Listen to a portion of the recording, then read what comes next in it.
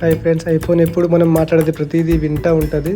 So మనం hi సిరి అంటే ఇగో ఇలా సౌండ్ చేయడము, ప్రతి దానికి రెస్పాన్స్ చేయడము, సో ఇలాంటివి చేస్తూ ఉంటుంది. కాబట్టి సో మనం దానిని ఎలా ఆఫ్ చేసుకోవాలనేది సో సెట్టింగ్ ఓపెన్ చేసుకొని మనం నోటిఫికేషన్ అని టైప్ చేయాలి. సో సెట్టింగ్ ఓపెన్ చేసుకొని నేను నోటిఫికేషన్ అని టైప్ చేస్తాను సెర్చ్ బార్లో.